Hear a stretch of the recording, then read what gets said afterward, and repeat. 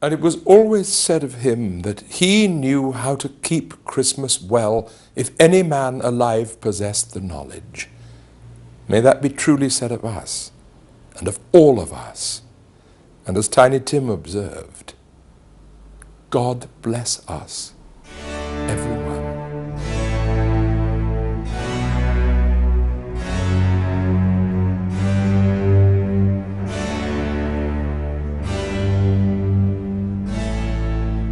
Hate oppression, but always fear the oppressed. You see, I loved her. It was love at first sight, at last sight, at ever and ever sight. My mind to me a kingdom is, such perfect joy therein I find as far exceeds all earthly bliss that God or nature hath assigned.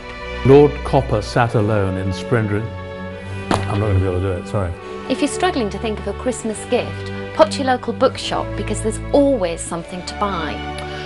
I'm Nash Robbins of the Much Ado Bookshop, and if you're a member of a book club, we'd like to suggest that you read Juliet Nicholson's book, The Perfect Summer. Now, Daphne du Maurier's Rebecca. What a fantastic book. I read this as a teenager and I fell in love with it. The first book I'm going to talk about is Mouse. Mouse is a Pulitzer Prize-winning book by the author Art Spiegelman. I love this. It's one of my favourite things in the shop. It's a bust of T.S. Eliot, done by the sculptor Jacob Epstein in 1951. There are 6 known copies. This is the only one really in private hands, though one is owned by Mrs. Eliot, Eliot's widow, and she never lets it out of sight, because every night she says she gives him a kiss before she goes to bed. This is a Russian-Afghan soldier's helmet, given to me by the Chief of Police of Central Moscow. It weighs a staggering 25 pounds. When I put the first lines onto the paper, it's almost like the foundations of a house, you know. If they aren't in the right position, you know the house is going to be no good. Nearly everything I've produced has been created here.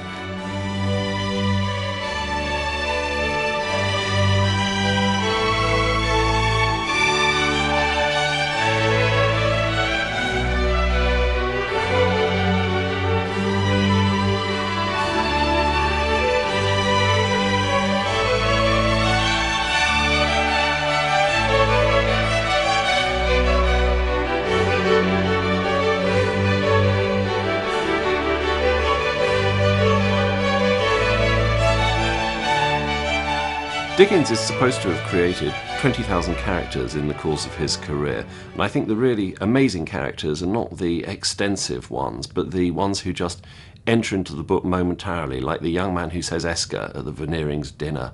He's only in one sentence, but he's unforgettable. That is genius. This is the first, what I would say, serious book that Dickens ever wrote.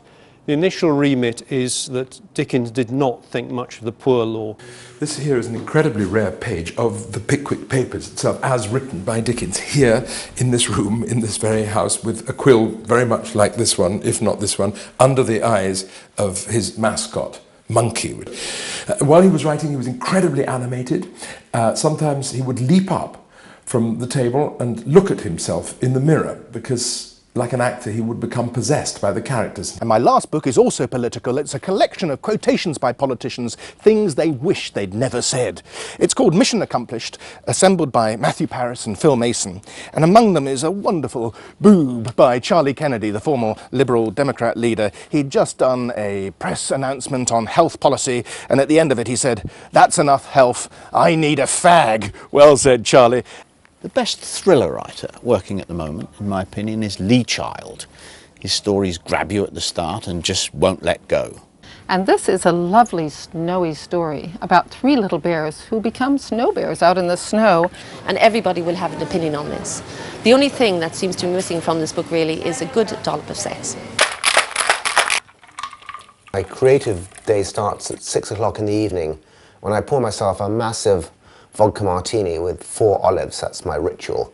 So I work on an old-fashioned electronic typewriter which gets pulled up onto my lap. It gets put onto a a sort of flat thing like this. And I work a lot on a notebook as well. I do a lot in longhand.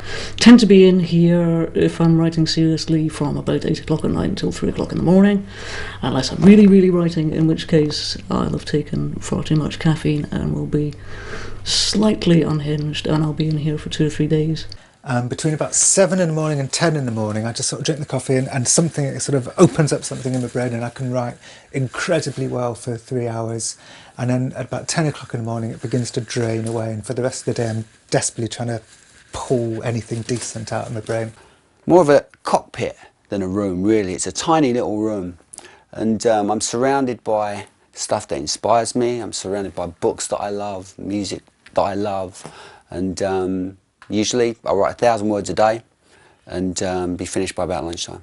For years I worked in a cafe. It was the only vegetarian cafe for ages in Glasgow, called the Third Eye Centre, and I went there, and it was the kind of place you could sit with 1 cup of coffee all day and you could go on with work, and there was the diversion of all the other people in the cafe, which keeps you ticking over and keeps you amused. A lot of writing is dull, it's boring, it's you by yourself, and the stimulating environment was good. But now, when we came here, I picked this room, and it was because of the view. If somebody took it all away and I was left with a white room again, that would be quite nice. I would just have to go on and start producing some more. So this is where I spend my working life, and come to think of it, I'd better get on with it right now.